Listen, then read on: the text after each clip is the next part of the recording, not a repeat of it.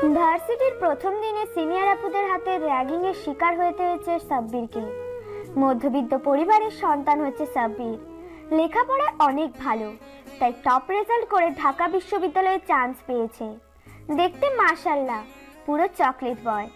উজ্জ্বল ফর্সা গায়ের রং, যে কোনো মেয়ে প্রথম দেখাতেই ক্রাশ খেয়ে যাবে। এবার গল্পে ফেরা যাক। এই ছেলে সিনিয়রদের কিভাবে সম্মান করতে হয় জানো না? দেখতে তো পুরোই হাবাগোবা, মনে হচ্ছে ভাজা মাছটা উল্টে খেতে জানো না।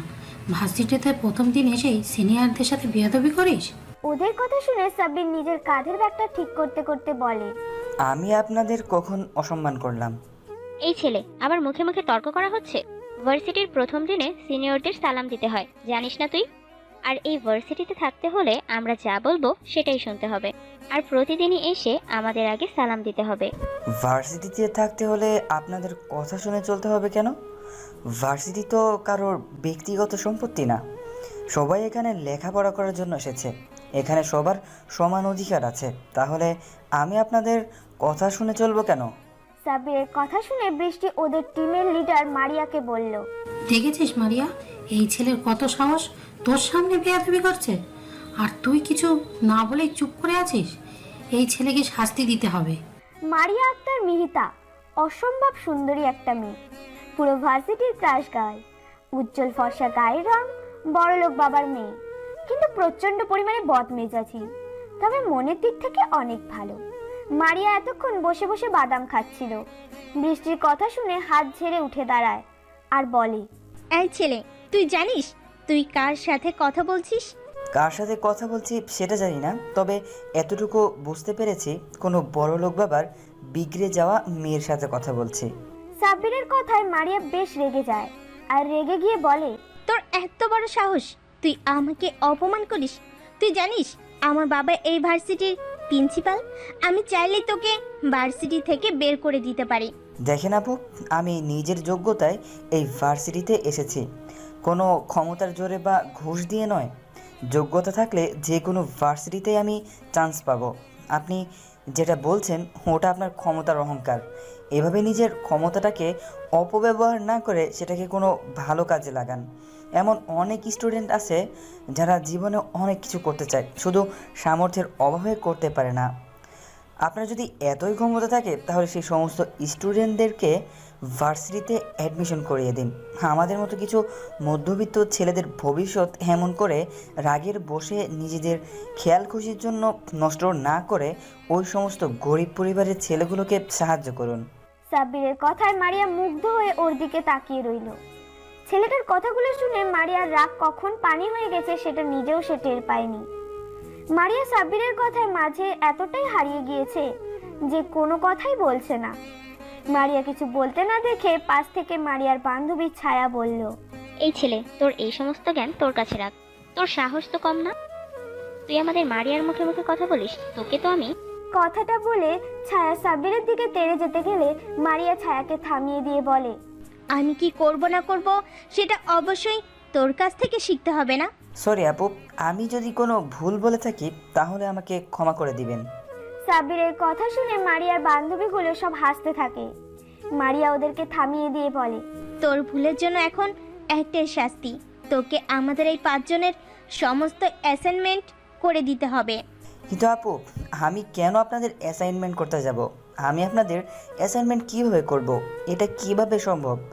এটা তো অন্যায়। আপনারা শুধু শুধু আমার উপরে অত্যাচার করছেন। তুই যদি আমাদের অ্যাসাইনমেন্ট না করে দিস তাহলে তোকে এই ভার্সিটি থেকে রাস্টিকেট করিয়ে দিব। কিভাবে করবি সেটা তোর ব্যাপার। সম্ভব অসম্ভবের প্রশ্নই আসে না, এটা তোর শাস্তি। আমরা কোনো অত্যাচার করিনি। তুই যে আমাদের সাথে এতক্ষণ বেয়াদবি করলি সেই ভুলের শাস্তি এটা। আর তোর বয়স সীমা মাত্র 24 ঘন্টা। 24 ঘন্টার মধ্যে তোকে সমস্ত অ্যাসাইনমেন্ট কমপ্লিট করে ঠিক এই সময় কালকে আমাদের দিতে হবে। মারিয়ার কথাগুলো শেষ হলে ওর বান্ধবী বৃষ্টি অ্যাসাইনমেন্টের পেপারগুলো নিয়ে সাব্বিরের হাতে দেয়। তারপর ওরা চলে যায়। সাব্বির কি করবে বুঝে উঠতে পারছে না। মাত্র 24 ঘন্টার মধ্যে 5 জনের অ্যাসাইনমেন্ট ও কিভাবে কমপ্লিট করবে, তাও আবার ওর সিনিয়র ব্যাচের, যেগুলো কখনো না দেখেছে না করেছে। সাব্বিরের পেপারগুলো নিয়ে সোজা লাইব্রেরিতে চলে যায়। লাইব্রেরিতে গিয়ে ও মারিয়াদের ব্যাচের বইগুলো খুঁজে বের করে, তারপর এগুলো নিয়ে বাসায় চলে আসে। অন্যদিকে কিরে মারিয়া, তুই শুধু শুধু বেচারাকে আমাদের অ্যাসাইনমেন্ট করতে দিলি কেন? ওইগুলো তো আমরা আগেই কমপ্লিট করে রেখেছি, তাহলে ওকে আবার নতুন করে আমাদের অ্যাসাইনমেন্ট করতে দিলি যে? ফার্স্ট ইয়ারের স্টুডেন্ট সিনিয়র ব্যাচের অ্যাসাইনমেন্ট করতে দিয়েছি 24 ঘন্টার মধ্যে, তাও আবার 5 জনের অ্যাসাইনমেন্ট, যেটা করা অসম্ভব। কিন্তু ও এটা করার আপ্রাণ চেষ্টা করবে, কারণ ওর মতো ফকিনের বাচ্চার কোনো যোগ্যতা নেই এই ভার্সিটিতে থাকার। ও যদি অ্যাসাইনমেন্টগুলো না করে আসে, ওকে এই ভার্সিটি থেকে চলে যেতে হবে। আর এটাই হবে আমার সাথে লাগতে আসার শাস্তি। মারিয়ার সাথে যে লাগতে আসবে তাকে এর শাস্তি পেতেই হবে। অন্যদিকে সাব্বির ভার্সিটি থেকে ফেরার পর থেকেই অ্যাসাইনমেন্ট করতে উঠে পড়ে লেগে যায়। কি হলো আব্বু, সকালে ঘুম থেকে উঠতে লেট হলো? বলে না কি ভার্সিটিতে চলে গেলে, আবার ভার্সিটিতে গিয়ে ক্লাস না করে চলে এলি, এসেও কিছু না খেয়ে সেই তখন থেকে কী সব করছিস, কি লিখছিস এগুলো তুই? একটু তো খেয়ে নে, দেখ দুপুরে 12টা পার হয়ে গেছে, তুই এখনো কিছুই খাসনি। এভাবে থাকলে তো তুই অসুস্থ হয়ে পড়বি। উফ আম্মু, বিরক্ত করো না তো, আমি অ্যাসাইনমেন্ট করছি, এগুলো খুব জরুরি। কাজটা শেষ করে আমি খেতে আসছি, তুমি যাও। আচ্ছা ঠিক আছে, তাড়াতাড়ি আয়, আমি গেলাম। পরের দিন ভার্সিটিতে মারিয়া ওর লেডি গ্যাং নিয়ে অপেক্ষা করছে। কি রে, ওই ছোট্ট বাচ্চাটা এখনো তো এলো না তো? বৃষ্টির কথায় বিরক্ত হয়ে ছায়া বলল, উফ গাধি, তোর বিরক্তকর কথা বন্ধ করবি? হোয়াটটা কথা? বাচ্চা? এই বাচ্চাটা আবার কে? কেন, বাচ্চাটাকে বুঝতে পারছিস না? আরে কালকে ওই ছেলেটা যাকে আমরা অ্যাসাইনমেন্ট করতে দিয়েছিলাম, কালকে ওর সাথেই তো এত ঝগড়া করলি, কিন্তু নামটাই তো কেউ জিজ্ঞাসা করলি না। ওর তো এখন অ্যাসাইনমেন্ট দেওয়ার কথা, কিন্তু এখনো এলো না, সেই জন্যই বলছি বাচ্চাটা এখনো এলো না যে। হ্যাঁ, আসলেই তো বাচ্চাটা। ছায়া কথাটা শেষ করার আগে সাব্বির ওদের সামনে এসে অ্যাসাইনমেন্টগুলো এগিয়ে দিয়ে বলল, আসসালামু আলাইকুম আপুরা, এই নিন আপনাদের অ্যাসাইনমেন্ট। সাব্বিরের কথায় ওরা 5 জন অবাক হয়ে যায়। আর ছায়া বলে, এই ছেলে 24 ঘন্টার মধ্যে সিনিয়র ব্যাচের অ্যাসাইনমেন্ট করা অসম্ভব, তাহলে তুই কিভাবে করলি? নিশ্চয়ই ভুলভাল লিখে নিয়ে এসেছিস। পাশ থেকে বৃষ্টি বলল। এই কেউ অ্যাসাইনমেন্টগুলো নিয়ে দেখতো সব ঠিক আছে কিনা। ছায়া সাব্বিরের হাত থেকে অ্যাসাইনমেন্টগুলো নিয়ে দেখতে লাগলো। কিছুক্ষণ বেশ ভালোভাবে দেখে বুঝতে পারলো সব একদম ঠিক আছে। তখন ছায়া অবাক হয়ে মারিয়াকে বলল, মারিয়া, এ তো দেখছি সবগুলো একদম ঠিক করেছে। এই ছেলে, তোমার নাম কি?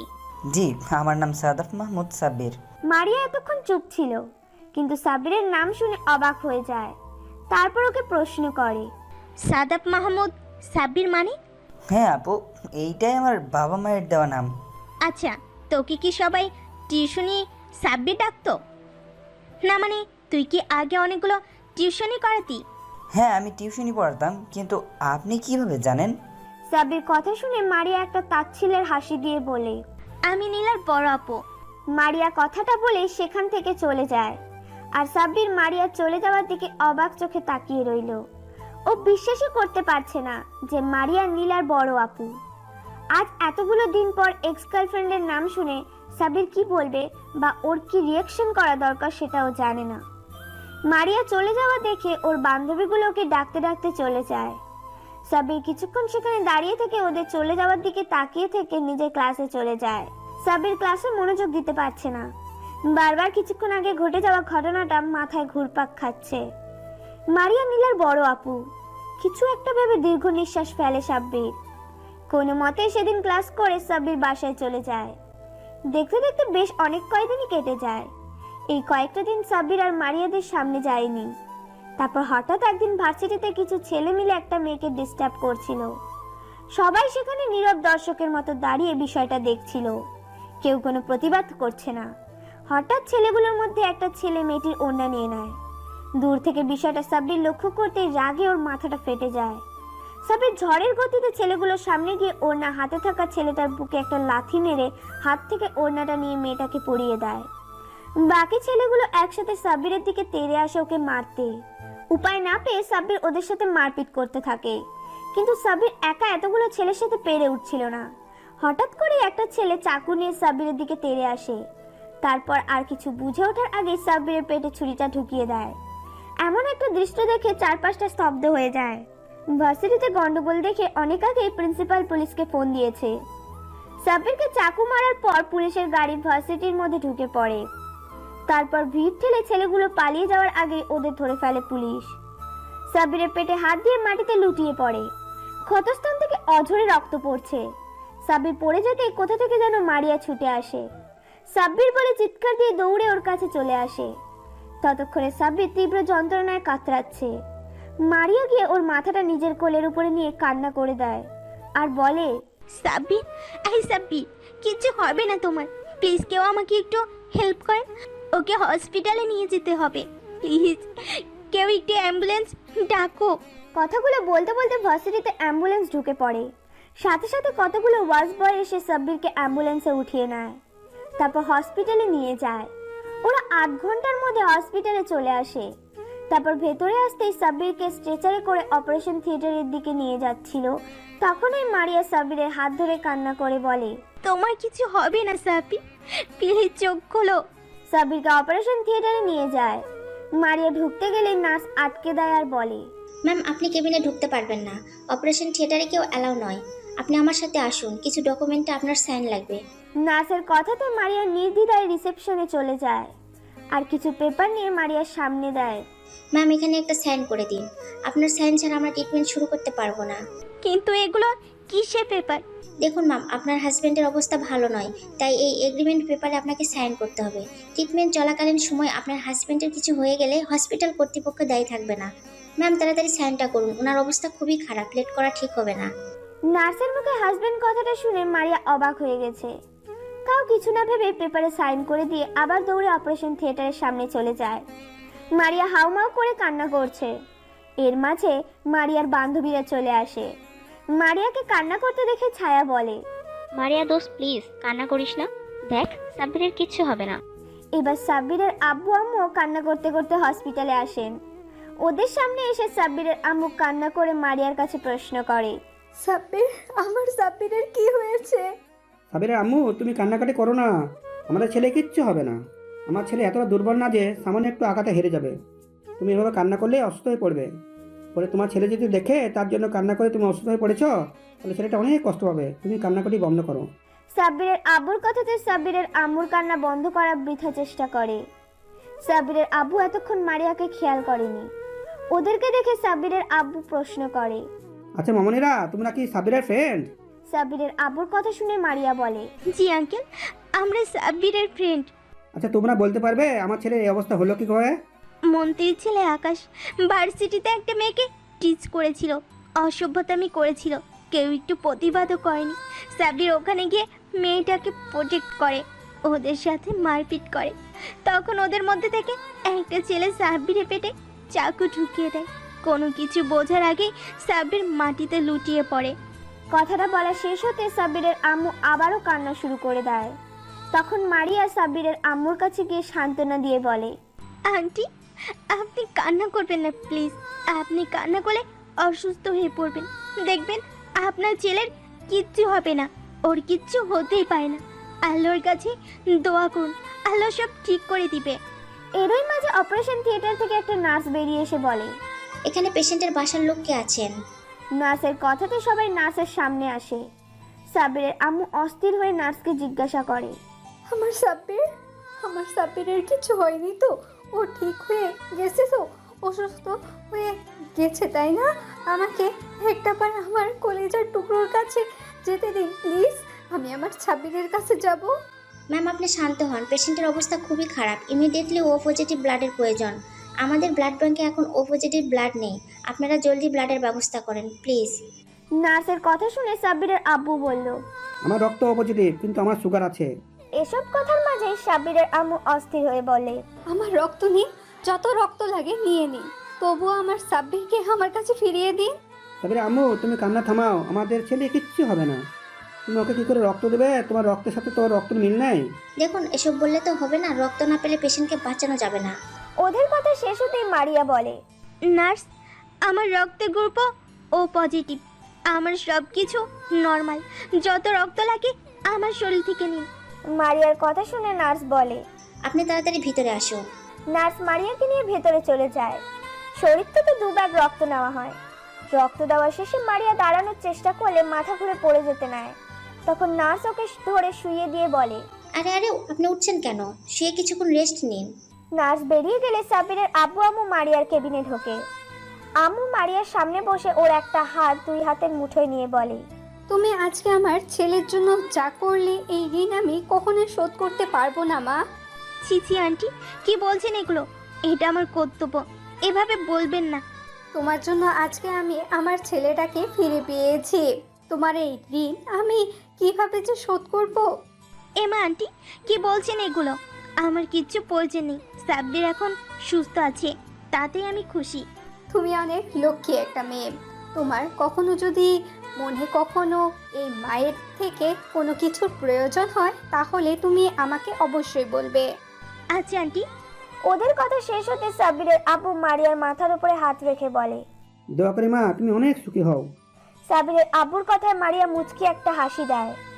ওরা আরো কিছুক্ষণ কথা বলে। এর মাঝে নার্স এসে বলে যে সাব্বিরের জ্ঞান ফিরেছে। কথাটা শোনার সাথে সাথে মারিয়া ছুটে কেবিন থেকে বেরিয়ে সাব্বিরের কেবিনে চলে যায়। মারিয়াকে এভাবে ছুটে যাওয়া দেখে সাব্বিরের আম্মু আব্বু অবাক হয়ে তাকিয়ে থাকে, কিন্তু বিষয়টা নিয়ে খুব একটা ভাবে না। তারপর ওরা সবাই সাব্বিরের কেবিনে যায়, দেখে ও মিটমিট করে তাকাচ্ছে। মারিয়া গিয়ে সাব্বিরের পাশে বসে ওর একটা হাত হাতের মধ্যে নিয়ে বলে, এই, তোমার এখন কেমন লাগছে? সাব্বির চোখ খুলে মারিয়াকে পাশে দেখে অবাক হয়ে যায়। পরক্ষণে আবারও চারপাশে তাকিয়ে দেখে মারিয়ার বান্ধবীরা সহ ওর আব্বু আম্মুও সেখানে দাঁড়িয়ে আছে। সাব্বির আব্বু আম্মুর দিকে তাকাতে ওরা কাছে এসে দাঁড়ায়। সাব্বিরের আম্মু সাব্বিরের অন্য হাত ধরে কান্না করে দেয় আর বলে, তোকে কতবার বলেছি এইসব মারপিট আর ঝামেলার মধ্যে জড়াবি না। তুই কখনো আমার কথা শুনবি না, সব সময় মারপিটের ভিতরেই থাকবি। আজকে যদি তোর কিছু একটা হয়ে যেত তাহলে আমাদের কি হতো? আমরা কি নিয়ে বাঁচতাম? তুই ছাড়া আমাদের আর কি আছে বল? আজকে যদি এই মেয়েটা না থাকতো তোকে আমি কখনোই ফিরে পেতাম না। সাব্বির তার আম্মুর কথা শুনে মারিয়ার দিকে তাকায় আর প্রশ্ন করে, আমু কি বলছো তুমি এগুলো? আমি তো কিছুই বুঝতে পারছি না। উনি আমাকে বাঁচিয়েছে মানে? এই মেয়েটাই তোকে হাসপাতালে এনেছে, আবার 2 ব্যাগ রক্তও দিয়ে আজকে তোকে বাঁচিয়েছে। ওই তো তোকে হাসপাতালে নিয়ে এসেছে। আজকে যদি ও না থাকতো তাহলে কি যে হতো ভাবাই যাচ্ছে না। এটা ভাবতেও আমার অন্তরাত্মা কেঁপে উঠছে। এরপর থেকে তুই কখনো যদি মারপিট করিস তাহলে আমাকে আর কখনোই আম্মু বলে ডাকবি না। তুই আজকে আমাকে কথা দে তুই আর কখনো মারপিটের ভিতরে যাবি না। ওর আম্মুর কথা শুনে মারিয়ার দিকে তাকায় আর ওর আম্মুকে উত্তর দেয়, আম্মু আমি কথা দিলাম আর কখনো মারামারির ভেতরে যাব না। ওদের কথা শেষ হতে মারিয়া সাব্বিরের আম্মুকে বলে, আন্টি, আপনি সাব্বিরের কাছে থাকেন, আমি বাসায় গেলাম। বাসায় ফিরতে লেট হলে আব্বু আম্মু অনেক টেনশন করবে। আচ্ছা মা, তুমি যাও। আর হ্যাঁ, কখনো যদি কিছু সাহায্যের প্রয়োজন হয় তাহলে তুমি অবশ্যই আমাকে বলবে। সাব্বিরের আম্মুর কথার পরিবর্তে মারিয়া মুচকি একটা হাসি দেয়। তারপর চলে যাওয়ার সময় মারিয়ার বান্ধবীগুলো সবাই সাব্বিরের সাথে কথা বলে যায়।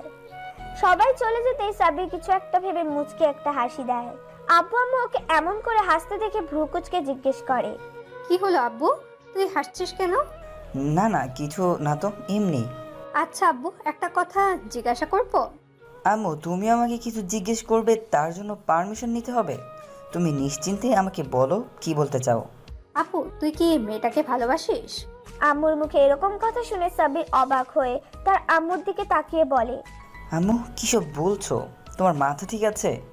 ওই মেয়েটা আমাদের ভার্সিটির সিনিয়র, আমার থেকে 2 বছর সিনিয়র হবে। আমার ওর সাথে তেমনভাবে কোনো পরিচয়ও নেই, তাহলে সম্পর্ক হবে কিভাবে? কিন্তু মেয়েটা যে বললো ও তোর ফ্রেন্ড, তাছাড়া মেয়েটাকে দেখে মনে হলো তোকে প্রচন্ড পরিমাণে ভালোবাসে। আম্মু তুমি ভুল ভাবছো। দেখ আব্বু, আমি তোর আম্মু, আমাকে ঠিক ভুল চিনাতে আসিস না। আমি মেয়েটার চোখে তোর জন্য এক বুক পরিমাণ কষ্ট আর ভালোবাসা দেখেছি। আর তুইও কেমন ওর দিকে মায়া ভরা দৃষ্টিতে তাকিয়েছিলি। জানিস তো, মায়ের চোখকে সন্তান কখনোই ফাঁকি দিতে পারে না। সাব্বিরের আব্বুর কথা শুনে মারিয়া বলে, তুমি ঠিক বলেছো, এই বিষয়টা আমিও লক্ষ্য করেছি, শুধু বলতে পারছিলাম না। সাব্বিরের আব্বু আম্মুর এমন কথা শুনে সাব্বির বেশ বিরক্ত লাগছিল, তাই বলল, আব্বু আম্মু তোমরা একটু থামবে? আমাকে তোমরা কিছু বলার সুযোগই দিচ্ছ না। তোমরা যে মেয়েটাকে নিয়ে এত আকাশ পাতাল চিন্তা করছো, জানো মেয়েটা কি? সাব্বিরের কথায় আব্বু আম্মু নীরব হয়ে ওর দিকে তাকিয়ে বলে। ওই মেয়েটার কেউ নয়, ওই হচ্ছে নীলার বড় বোন। সাব্বির মুখে নীলা নামটা শুনে সাব্বিরের আব্বু আম্মু অবাক হয়ে গেল। নীলার বড় আপু যে এই মেয়েটা মানে মারিয়া, সেটা শুনে ওরা আরো অবাক হয়ে গেল। সাব্বিরের আম্মু অনেকক্ষণ চুপ করে সাব্বিরের মুখের দিকে তাকিয়ে রইল। তারপর নীরবতা ভেঙে সাব্বিরের আম্মু বলল, নীলা মানে সেই পিচ্চি মেয়েটা যাকে তুই টিউশনি পড়াতে যেতি, এই মেয়েটা নীলার বড় বোন। কিন্তু এর সাথে তো নীলার কোনো মিল নেই। সাব্বির ওর আম্মুর কথা বিরক্ত প্রকাশ করে বললে, আম্মু তোমার কি মাথা খারাপ হয়ে গিয়েছে? ওরা কি যমজ নাকি যে একই রকম দেখতে হবে? উফ, তুই একটা মাথা মোটা। আমি কি চেহারার মিলের কথা বলছি নাকি? আমি বলতে চেয়েছি নীলা অহংকারী, বদমেজাজি আর জেদি একটা মেয়ে। শুধু নিজের জেদটাকে ধরে রাখতে তোর সাথে মিথ্যা ভালোবাসার অভিনয় করে তোকে মৃত্যুর মুখে ঠেলে দিয়েছিল। আর সেই মেয়ের বড় বোনই আজকে তোর মৃত্যুর পথ থেকে বাঁচিয়ে আনলো। সাব্বির তার আম্মুর কথা শুনে মুচকি একটা হাসি দেয়। পরক্ষণে আবার ওর আম্মুর মুখে এমন কিছু শুনে যা শোনার জন্য ও মোটেও প্রস্তুত ছিল না। তবে যাই বলো না কেন সাব্বিরের আব্বু, মেয়েটাকে কিন্তু আমাদের সাব্বিরের সাথে খুব সুন্দর মানাবে।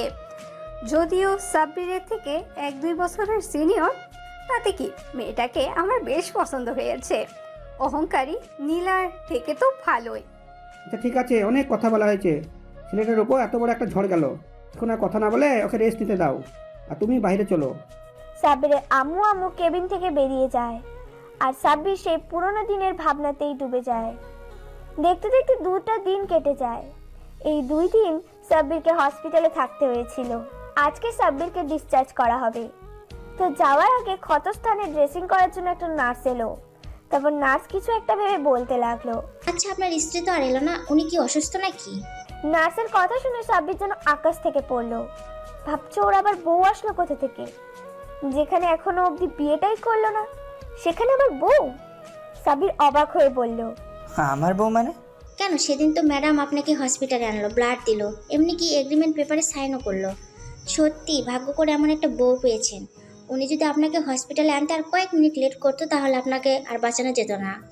তাছাড়া ম্যাডাম যে পরিমাণে কান্না করেছে আপনি ভাবতেও পারবেন না। যতক্ষণ আপনার ট্রিটমেন্ট হয়েছে ততক্ষণ উনি পাগলের মতো কান্না করেছে। আপনার জন্য যে পরিমাণে পাগলামি করেছিল তাতে তো স্পষ্ট বোঝা যায় উনি আপনার স্ত্রী আর আপনাকে প্রচণ্ড পরিমাণে ভালোবাসে। নার্সের কথা শুনে সাব্বির অবাকের ওপর অবাক হচ্ছে। ভাবতেই পারছে না ওর ওই এক্স গার্লফ্রেন্ডের বড় বোন নাকি ওর জন্য কান্না করেছে, এমনকি ওর জন্য এত কিছু করেছে। সাব্বিরের মনে এখন একটা প্রশ্নই ঘুরপাক খাচ্ছে, আর সেটা মারিয়া ওর জন্য এত কিছু কেন করছে? তাহলে কি আম্মু যেটা বললো সেটাই সত্যি? কিন্তু সেটা কিভাবে সম্ভব? সাব্বির বারবার নিজের মনকে প্রশ্ন করছে। নার্সের ড্রেসিং করা হয়ে গেলে চলে যাচ্ছিল, কিন্তু কিছু একটা মনে করে আবার ফিরে এসে বলল, আর হ্যাঁ, দোয়া করি আপনারা দুজনে অনেক সুখী হন। জানেন তো, লাইফ পার্টনার হিসেবে এমন কাউকে পাওয়াটা অনেক ভাগ্যের ব্যাপার। তাকে সবসময় ভালোবাসবেন আর ভালোবাসার মানুষটাকে আগলে রাখবেন। সাব্বিরকে ডিসচার্জ করা হলে তার আব্বু আম্মুর সাথে বাসায় ফিরে আসে সাব্বির। দেখতে দেখতে আরও একটা সপ্তাহ কেটে যায়। এর মাঝে মারিয়া একবারও সাব্বিরের খোঁজ খবর নেয়নি। পুরো 1 মাস লেগে গেল সাব্বিরের সুস্থ হতে, আর সুস্থ হতেই ভার্সিটিতে যাবে বলে ঠিক করে। সাব্বির রেডি হয়ে আম্মুকে বলে ভার্সিটির উদ্দেশ্যে বেরিয়ে পড়ে। তারপর ক্যাম্পাসে এসে সাব্বির বারবার এদিক ওদিক মারিয়াকে খুঁজছিল। কেন জানে না সাব্বির এই 1 মাস মারিয়াকে অনেক মিস করেছে। বারবার শুধু মারিয়ার মায়াবী মুখ ওর চোখের সামনে ভেসে উঠেছে। অনেকক্ষণ মারিয়াকে খুঁজেও যখন পেল না তখন হতাশা হয়ে ক্লাসে চলে যায়। তারপর ক্লাস করতে থাকে। অন্যদিকে, কিরে মারিয়া, আজ এতদিন পর সাব্বির ভার্সিটিতে আসলো আর তুই একবারও ছেলেটার সাথে দেখা করলি না? এই কয়েকদিন তো পাগলের মতো হয়ে গেছিলি ওকে দেখতে না পেয়ে, আর আজকে যখন ও এসেছে একবারও ওর সামনে যাচ্ছিস না? দেখলাম ও তোকে অনেকক্ষণ যাবৎ খুঁজছিল, অবশেষে না পেয়ে মুখটা মলিন করে ক্লাসে চলে গেল। ওদের কথা শুনে মারিয়া মলিন সুরে বলে, আমি কিভাবে ওর সামনে যাব বলতে পারিস? সাব্বির নিশ্চয়ই এখন আমাকে ঘৃণা করে। মারিয়া কথাতে ছায়া বিরক্তিকর কণ্ঠে বলে, আজব তো, তোকে ঘৃণা করবে কেন? কারণ আমি যে নীলার বোন। এটা জানার পর থেকে সাব্বির নিশ্চয়ই আমাকে ঘৃণা করে। সাব্বির হয়তো ভাবে আমিও নীলার মতো অহংকারী, বদমেজাজি আর প্রতারক। আর তার প্রমাণ তো আমি নিজেই দিয়েছি। ছেলেটা ভার্সিটির প্রথম দিন আসতেই ওর সাথে কি করলাম, তখন ও কি বলেছিল তোদের হয়তো মনে নেই। আমি নাকি বড়লোক বাপের বিগড়ে যাওয়া সন্তান, আর আমিও তো নীলার মতোই ওর দারিদ্রতার সুযোগ নিয়েছিলাম। ছেলেটা যে কয়টা দিন হলো ভার্সিটিতে আসছি, আমি প্রত্যেকটা দিন ওর সাথে রাব বিহিব করেছি। এমনকি ভার্সিটি থেকে বের করে দেওয়ার জন্য উঠে পড়ে লেগেছিলাম। এত কিছুর পর আমি কিভাবে ওর সামনে গিয়ে দাঁড়াবো তুই বলতে পারিস? দেখ মারিয়া, আমরা সবসময় যেটা ভাবি সেটা কিন্তু হয় না। তুই কি জানিস আমরা নিজেরাই নিজেদের শত্রু? যে বিষয়টা নিয়ে আমরা ভয়ে থাকি সেই বিষয়টা নিয়ে আমরা এতটাই চিন্তা করে ফেলি যে যেটা হওয়ার নয় সেটাও কল্পনা হয়ে আসে। তারপরেও সেটার সম্মুখীন হওয়ার সাহসও হয় না আমাদের। এইভাবে ভুলভাল চিন্তাভাবনা বাদ দিয়ে সাব্বিরের সাথে দেখা কর, কথা বল। ছেলেটার ওপর দিয়ে এতটা ধকল গেল, ওকে জিজ্ঞাসা কর এখন কেমন আছে, ওকে একটু সময় দে। আর তোর জন্য যদি ওর মনে কোনো নেগেটিভ চিন্তাভাবনা থেকে থাকে তাহলে সেটা দূর করার চেষ্টা কর। ভার্সিটিতে এসেই ও প্রথমেই তোকে খুঁজছিল আর তুই ওকে এড়িয়ে যেতে চাইছিস। বৃষ্টির কথাগুলো মারিয়া মনোযোগ দিয়ে শুনল, তারপর নিজের মনকে প্রশ্ন করলো। বৃষ্টি ঠিকই বলেছে, আমার একবার সাব্বিরের সামনে গিয়ে ওর সাথে কথা বলা দরকার। অন্যদিকে সাব্বির ক্লাসগুলো শেষ হলেও ক্যান্টিনের দিকে যাচ্ছিল।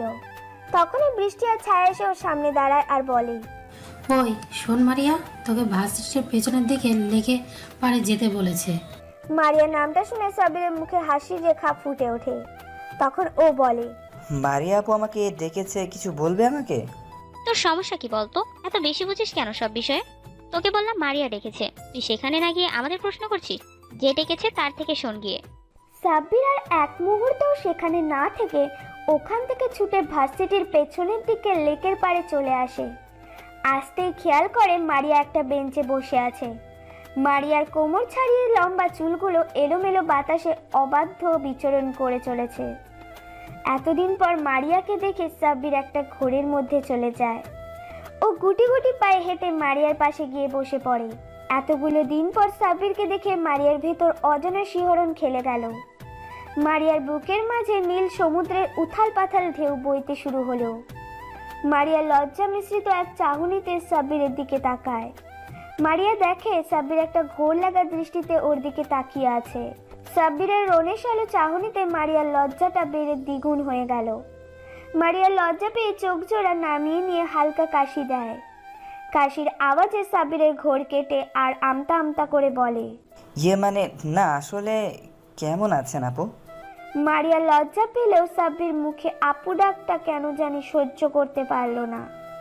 মারিয়া রেগে আগুন হয়ে গেল আর বলল, ওই কুত্তা, বান্দর, বিলাই, হনুমান, হাতি, গন্ডার, মাথা মোটা খাটাস, উল্লুক ভালুক, আমি তোর কোন জন্মের আপু লাগি রে? এমন ভাবে আপু বলছিস যেন আমি তোর মায়ের পেটের আপু। খবরদার, আর কখনো যদি আমাকে আপু বলে ডেকেছিস তাহলে তোর খবর করে ছেড়ে দিব, কুত্তা বলে রাখলাম। মারিয়া রেগে ফুঁসতে লাগলো। সাব্বির আবুলের মতো মারিয়ার রাগে চেহারার দিকে তাকিয়ে ভাবতে লাগলো, যা বাবা, আমি আবার কি করলাম? সামান্য আপু ডাকাতে এতটা রেগে গেল কেন? সাবির বিষয়টা ভেবে বলল, আপু আপনি তো আমার 2 বছরের সিনিয়র, তাহলে আপনাকে আপু ডাকবো না তো কি ডাকবো? কি বলে ডাকবি মানে? আমার একটা সুন্দর নাম আছে, তুই জানিস না? এখন থেকে আমার নাম ধরে ডাকবি। আর কি আপনি আপনি লাগিয়ে রেখেছিস? হ্যাঁ, কিন্তু আপনি তো আমার থেকে বড়, আপনার নাম ধরে ডাকলে সবাই বিষয়টা কিভাবে নিবে? আর আপনি বলে না ডাকলে সেটা তো বেয়াদবি হয়ে যাবে। আপনি না বলেছিলেন আপনাদেরকে সম্মান দিয়ে কথা বলতে, আমি তো এখন সেটাই করছি, তাহলে এত রেগে যাচ্ছেন কেন? একবার বলেছি শুনতে পাসনি? আমি বলেছি মানে তুই আমার নাম ধরে আর তুমি করেই বলবি। মারিয়া বলেই কিছুক্ষণ চুপ করে থেকে তারপর নিজেকে বেশ স্বাভাবিক করে শান্ত গলায় বলল, এখন কেমন আছো তুমি? মারিয়ার মুখে তুমি ডাকটা শুনে সাব্বিরের ভেতর মৃদু বাতাস বয়ে গেল। তারপর ও বলল, আলহামদুলিল্লাহ ভালো আছি, আপনি কেমন আছেন? সাব্বিরের মুখে আবার আপনি ডাকটা শুনে মারিয়া রাগী চোখে তাকাতে সাব্বির আমতা আমতা করে বলল, আপনাকে তুমি ডাকতে সময় তো লাগবেই, আমি সবাইকে আপনি করে ডাকতে অভ্যস্ত, তাই তুমি ডাকাটা সহজে আসে না। সাব্বির ভয়ার্ত চেহারা দেখে মারিয়া একটু মুচকি হাসে। তখন ও জিজ্ঞেস করে, আচ্ছা, তোমাকে একটা কথা বলবো, যদি কিছু মনে না করো। কি কথা বলো? আর কিছু মনে করার কি আছে? আমি তোমার কোনো কথাতেই কিছু মনে করব না, তুমি নির্দ্বিধায় বলো। সাব্বির স্বস্তির নিঃশ্বাস ছেড়ে মুচকি একটা হাসি দিয়ে বলে, তুমি তো নীলার বড় বোন, অথচ নীলার স্বভাবের সাথে তোমার কোনো মিলই নেই। দুজনে দুই সমুদ্রের উল্টো পিঠ। তুমি এতটা আলাদা কেন? এই প্রশ্নটা আমার মনে বারবার ঘুরপাক খাচ্ছে। সাব্বিরের কথা শুনে মারিয়া ফিক করে হেসে ফেলে। তারপর বলে, এর জন্য তুমি এত ভয় পাচ্ছিলে? তবে হ্যাঁ, তুমি কথাটা ঠিকই বলেছ। আমি আর নীলা দুজনেই দুই রকম। নীলার সাথে আমার কোনো মিল নেই। নীলা অতিরিক্ত অহংকার করত। ওর এই অহংকার আর জেদের জন্যই হয়তো ওকে শাস্তি পেতে হয়েছে। মারিয়া কথা শুনে সাব্বির অবাক হয়ে বলে, শাস্তি পেয়েছে মানে? কি বলছো তুমি?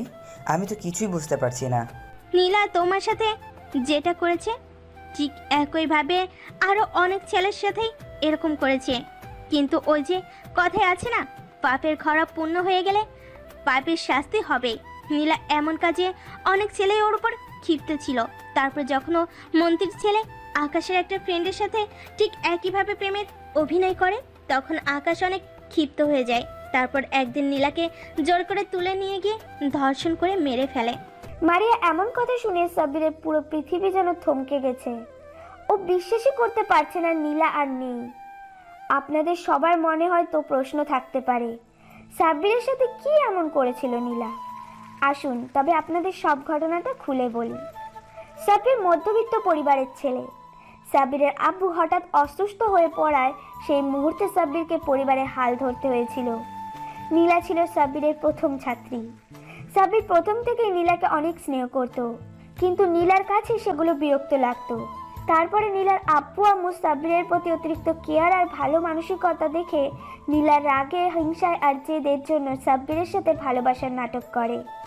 সাব্বির যখন ওর প্রেমের প্রস্তাবে রাজি হচ্ছিল না, তখন নীলা সুসাইডের নাটক করেছিল। ফলস্বরূপ সাব্বিরকে বাধ্য হয়ে রাজি হতে হয়েছিল। তারপর সাব্বির ওদের সম্পর্কটা নিয়ে খুব দ্বিধায় ছিল, কারণ নীলা খুবই ছোট ড্রেস পরতো আর নাইট ক্লাবে গিয়ে অন্য ছেলেদের সাথে পার্টি করতো, ড্রিঙ্কস করতো। এক কথায় নীলার একরকম চলাফেরা সাব্বিরের মোটেও পছন্দ ছিল না। কিন্তু সাব্বিরের মানা করলে নীলা ওকে অনেক কথা শুনিয়ে দিত। তারপর একদিন রাতে সাব্বির টিউশন শেষ করে বাসায় ফেরার পথে দেখে একটা গাড়ির মধ্যে একটা মেয়ে আর একটা ছেলে অন্তরঙ্গ অবস্থায় আছে। সাব্বির দেখেও এড়িয়ে যাচ্ছিল। ঠিক সেই সময় গাড়ির ভেতর থেকে মেয়েটার খুবই বিশ্রী একটা আওয়াজ শুনতে পায়। সাব্বির কেন জানি ভয়েসটা খুব চেনা চেনা লাগছিল। তখনও গাড়ির জানলার কাছে গিয়ে দেখে নীলা একটা ছেলেকে কিস করছে। এসব দেখে সাব্বিরের মাথায় যেন আকাশ ভেঙে পড়ল।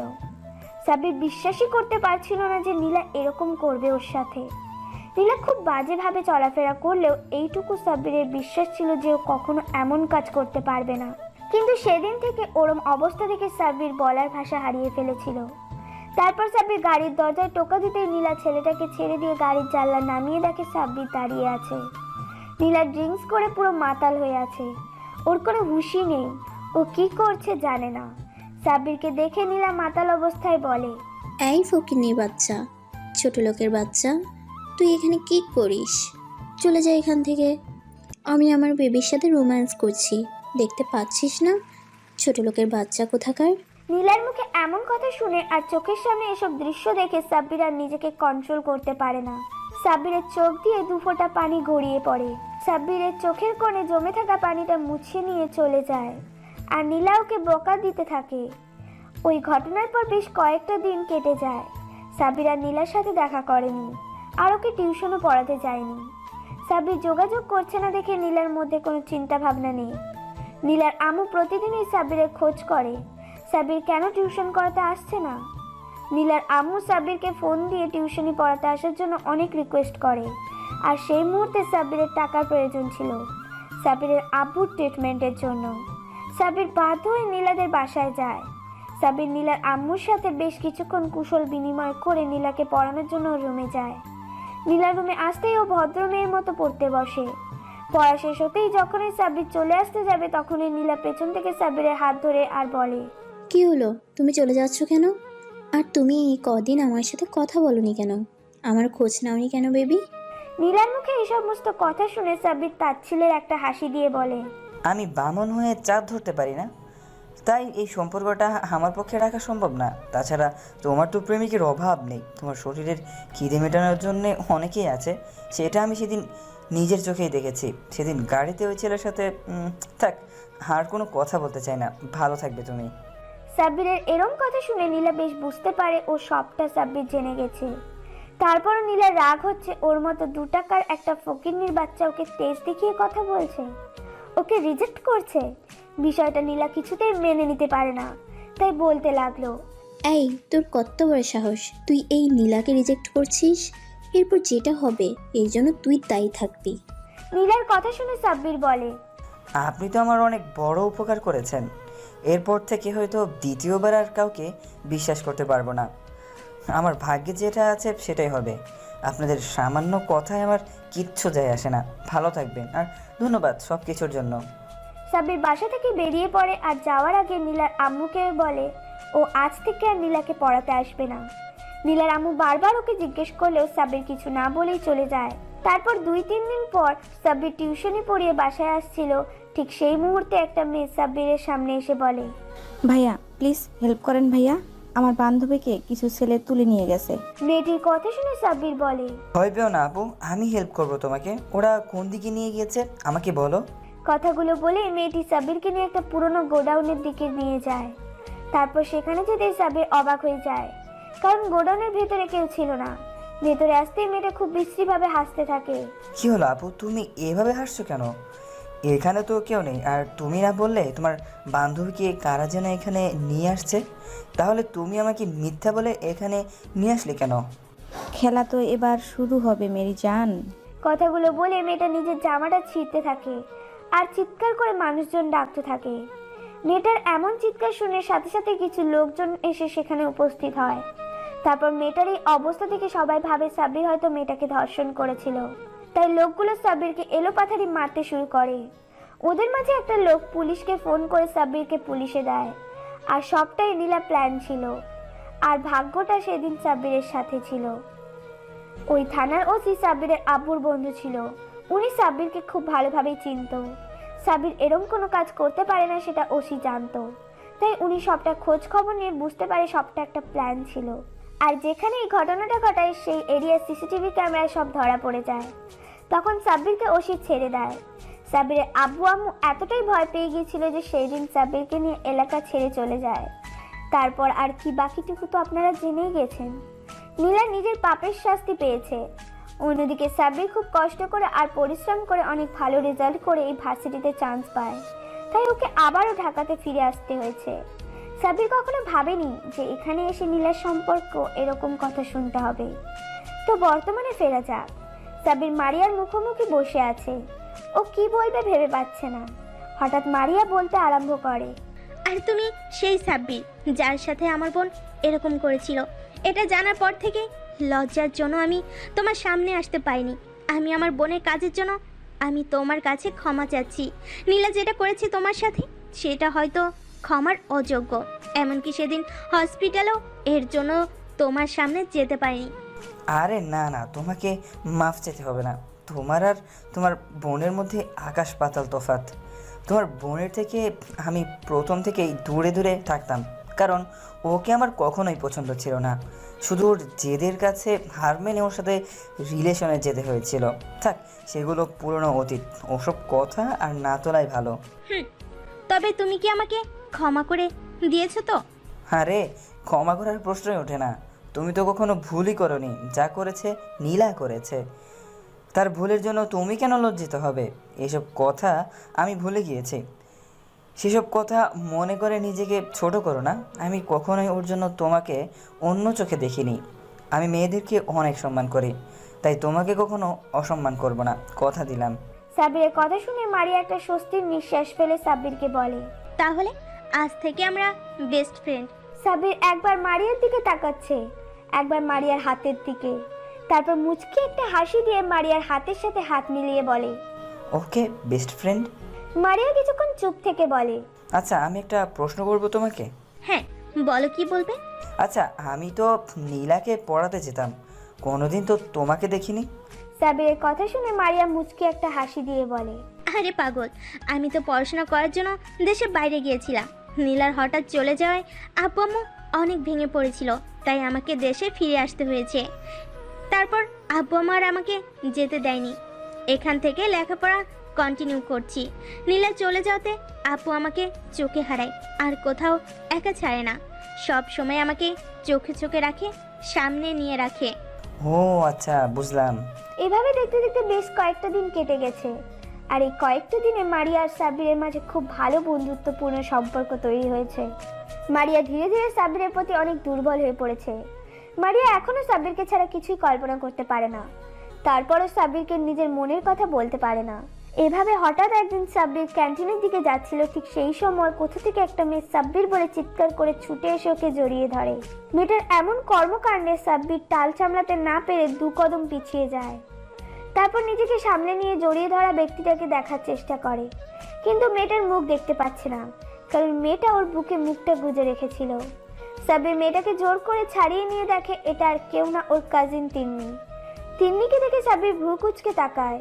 তিন্নি মুচকি একটা হাসি দিয়ে বলে, কেমন আছো সাব্বির ভাইয়া? কিরে, তুই এখানে কি করে এলি?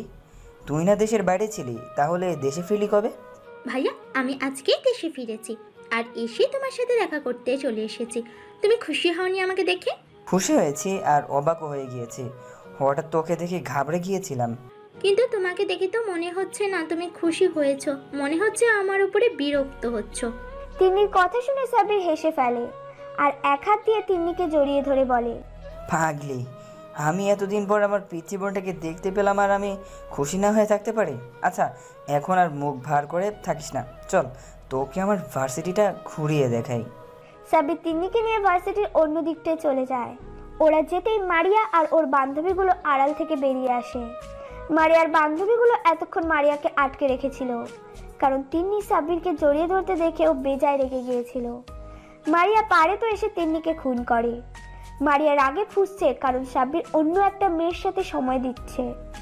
ও কোনো মতেই মেনে নিতে পারছে না সাব্বির অন্য একটা মেয়ের হাত ধরে ঘুরছে, হাসাহাসি করছে, ওকে জড়িয়ে ধরছে, এমনকি খাইয়ে পর্যন্ত দিচ্ছে। মারিয়া আরেক মুহূর্ত যদি এখানে থাকে তাহলে তিন্নিকে ভস্ম করে দেবে। তো সাব্বির আর তিন্নি ভার্সিটি থেকে চলে যাওয়ার উদ্দেশ্যে পা বাড়াতেই ওরা গিয়ে মারিয়ার সামনে পড়ে। মারিয়া খেয়াল করে মেয়েটা সাব্বিরের হাত ধরে রেখেছে।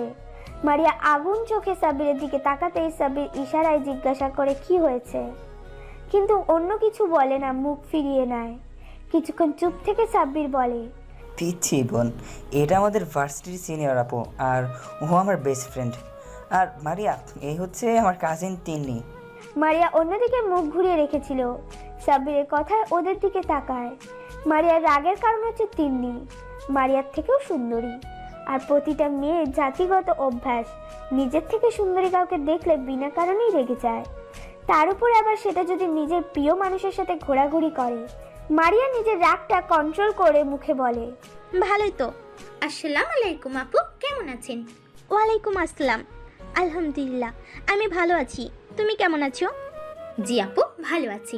তিনি মারিয়াকে একটুও সহ্য হচ্ছে না, তারপরও এটা ভেবে নিজের মনকে সান্ত্বনা দিচ্ছে যে মেয়েটা সাব্বিরের থেকে সিনিয়র।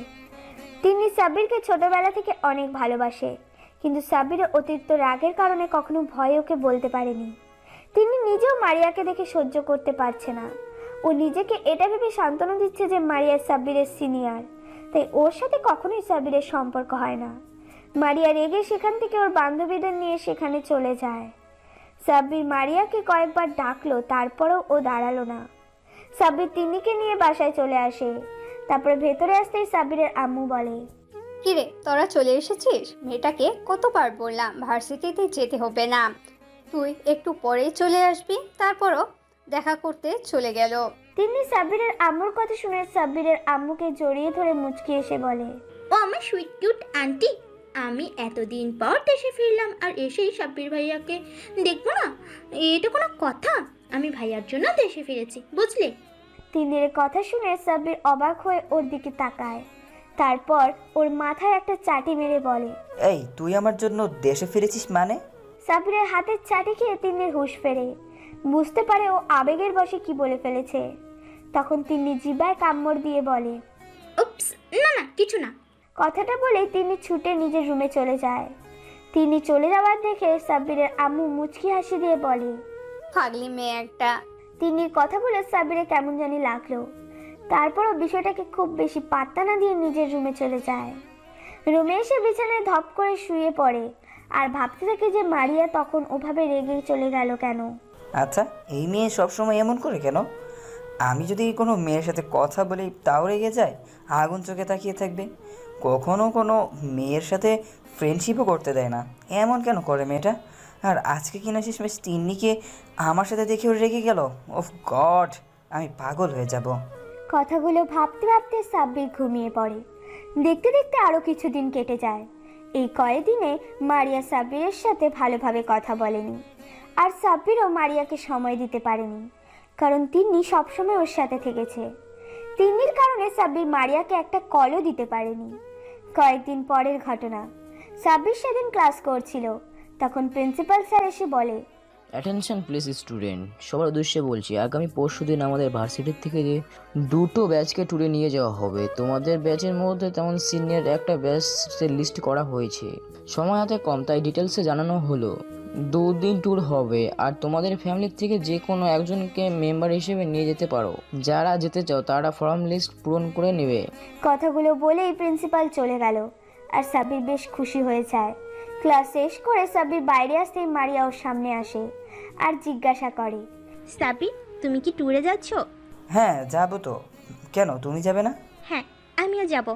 মারিয়া বেশ কিছুক্ষণ চুপ থেকে ওর ন্যায় আঙুল প্যাঁচাতে প্যাঁচাতে আমতা আমতা করে বলল, আসলে মানে ওই হয়েছে কি।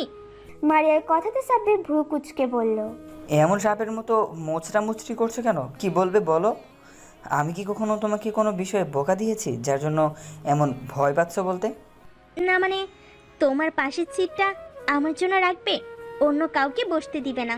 মারিয়া কথাটা বলেই লজ্জা পেয়ে মাথা নিচু করে নেয়। এই সামান্য বিষয় নিয়ে তুমি এমন আমতা আমতা করছো? এতে এত সংকোচ করার কি আছে? তুমি আমার ফ্রেন্ড, তুমি আমার পাশে বসতেই পারো। সাব্বিরের কথা শুনে মারিয়া বেশ খুশি হয়ে যায়, আর খুশির ঠেলায় হুট করে সাব্বিরকে জড়িয়ে ধরে গালে কিস করে দেয়। মারিয়ার কর্মকাণ্ডে সাব্বির চোখ বড় বড় করে মারিয়ার দিকে তাকায়, আর তাতেই মারিয়া লজ্জা পেয়ে যায়। মারিয়া বুঝতে পারে সে কি করেছে। অতিরিক্ত খুশিতে এমন একটা কাজ করে ফেলেছে, কিন্তু এখন সাব্বিরকে কিভাবে বোঝাবে? মারিয়া লজ্জা পেয়ে দৌড়ে সেখান থেকে পালিয়ে যায়, আর সাব্বিরের দিক ওদিক তাকিয়ে মাথা চুলকাতে চুলকাতে মুচকি একটা হাসি দিয়ে চলে যায়। তো 2 দিন পর সাব্বির ট্যুরে যাওয়ার জন্য বাসে উঠে সিটে বসে। সাব্বিরের আজকে মন খারাপ। আচ্ছা, আপনারা হয়তো ভাবছেন কেন ওর মন খারাপ, সবাই বুঝতে পারবেন। তো যাওয়ার সময় হয়ে আসলে মারিয়া এসে সাব্বিরের পাশে বসতে গেলে তখনই কোথা থেকে তন্নি এসে মারিয়াকে সরিয়ে দিয়ে সাব্বিরের পাশে বসে পড়ে। এবার আপনারা বুঝতে পারলেন তো সাব্বিরের মন খারাপের কারণ। মারিয়ার অনেক কষ্ট হচ্ছে সাব্বিরের পাশে তিন্নিকে দেখে। তারপরে মারিয়া কিছু না বলে সাব্বিরের পেছনের সিটে বসে পড়ে।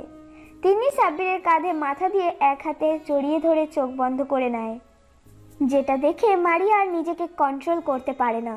ও কান্না করে দেয়, তারপর একটা সময় কান্না করতে করতে ঘুমিয়ে পড়ে। ওফ তিন্নি, বাসের মধ্যে এগুলো কি করছিস? সবাই কি ভাববে? একটু দূরে সরে বস, এটা বাসা নয়, পাবলিক প্লেস। ভাইয়া, তুমি আমাকে বকা দিচ্ছ? আমি কি তোমাকে একটু জড়িয়ে ধরতে পারি না? আমার তো পাশে ভয় লাগে, ওই জন্যই তো তোমার কাঁধে মাথা রেখেছি, আর তুমি আমাকে বকা দিচ্ছ। দেখ তিন্নি, তোর বাসে ভয় লাগে এজন্য আমি তোকে আমার সাথে আসতে বারণ করেছিলাম, কিন্তু তুই কি করলি?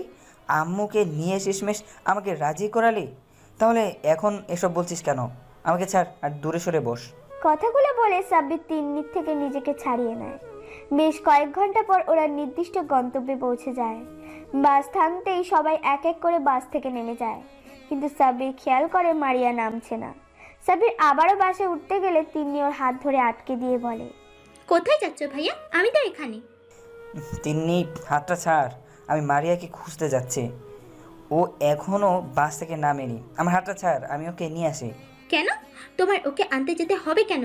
ও কি একা একা আসতে পারে না নাকি? ও কি আন্ধ কানু কোনো বাচ্চা যে আসতে পারবে না? ও বাস থেকে নামলো কি নামলো না তাতে তোমার কি? সব সময় তোমাকে কেন যেতে হবে? তোমাকে আমি কোথাও যেতে দিব না। তিন্নির কথা শুনে সাব্বির বেশ রেগে যায় আর বলে, লিমিট ক্রস করিস না। তিনি হাতটা ছাড়। মারি আমার বেস্ট ফ্রেন্ড।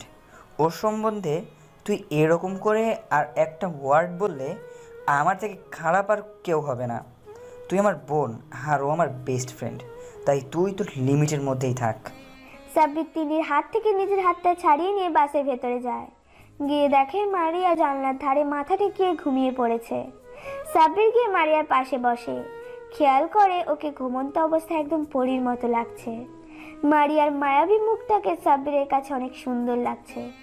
মনে হচ্ছে এর মুখের দিকে তাকিয়ে থেকে ও সারাটা জীবন পার করে দিতে পারবে। কতক্ষণ এভাবে তাকিয়েছিল সাব্বির জানে না। একটু পর মারিয়া চোখ পিটমিট করে তাকিয়ে দেখে সাব্বির এক ঘোর লাগা দৃষ্টিতে ওর দিকে তাকিয়ে আছে।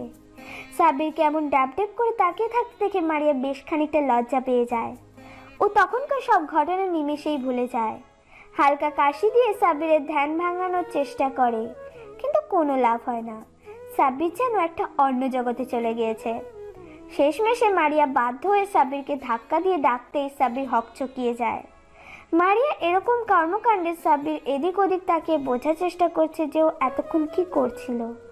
যখন নিজের করা বোকামির কথা বুঝতে পারে তখন আমতা আমতা করে বলে, না মানে আসলে হয়েছে কি, আমি তোমাকে নিতে এসেছিলাম। সবাই বাস থেকে নেমে গেছে, কিন্তু তোমাকে কোথাও দেখতে পাচ্ছিলাম না। তাই ভাবলাম বাসে আছো, আর এসে দেখি তুমি ঘুমাচ্ছ। তাই তোমাকে জাগানোর ইচ্ছা হয়নি, সেই জন্যই অপেক্ষা করছিলাম। সাব্বিরের কথা শুনে মারিয়া মুচকি এসে বলে, আচ্ছা তাই বুঝি? তো আমার ঘুম যেন না ভাঙে সেই জন্য কি তুমি নিজেও ঘুমিয়ে গেছো? আমি কখন থেকে তোমাকে ডাকছি আর তুমি অন্য জগতে চলে গেছো। মারিয়ার কথা শুনে সাব্বির মাথা চুলকাতে চুলকাতে বলে, না ওই আর কি, একটু একটু। সাব্বিরের কথাতে মারিয়া আবারও একটা ভুবন ভোলানো হাসি দেয়, যে হাসিটা সাব্বিরের বুকের বাঁ পাশে গিয়ে লাগে। তখন ও নিজেও হাসে। বাসের মধ্যে দুজনের হাসির শব্দ শুনে তিন্নি আর বাইরে থাকতে পারল না। ও বাসের ভিতরে উঠে এসে দেখে যে সাব্বির আর মারিয়া হাসছে। মারিয়া হাসতে হাসতে একেবারে সাব্বিরের গায়ের উপর ঢলে পড়েছিল। এমন কিছু দেখে তিন্নি রেগে হনহন করে সাব্বিরদের সামনে এসে বলে, কি হচ্ছে কি ভাইয়া? সবাই বাইরে তোমাদের জন্য অপেক্ষা করছে আর তোমরা এখানে কি করছো? তুমি এক্ষুনি আমার সাথে চলো। তিন্নি কাউকে কিছু বলার সুযোগ না দিয়ে সাব্বিরের একটা হাত ধরে টানতে টানতে নিয়ে যেতে লাগলো। তিন্নির এমন বিহেভিয়ারে মারিয়া তখনকার কথাগুলো মনে পড়ে যায়, আর সাথে সাথে ওর মন খারাপ হয়ে যায়। তিন্নি সাব্বিরকে নিয়ে চলে যায়, আর মারিয়াও ওদের পেছন পেছন বাস থেকে নেমে পড়ে। মারিয়া বাস থেকে নামতেই ওর বান্ধবীরা আসে আর ছায়া প্রশ্ন করে, কি রে দোস্ত, তুই যে বললি তুই সাব্বিরের সাথে বাসে একসাথে সময় কাটাবি, আমরা যেন তোর ধারের কাছেও না যাই, তোকে ডিস্টার্ব না করি, কিন্তু সাব্বিরকে দেখছি অন্য একটা মেয়ের সাথে ঢলাঢলি করতে করতে আসলো। কি হচ্ছে এসব? আমরা তো কিছুই বুঝতে পারছি না। তুই মুখটা বাংলার পাঁচের মতো করে রেখেছিস কেন?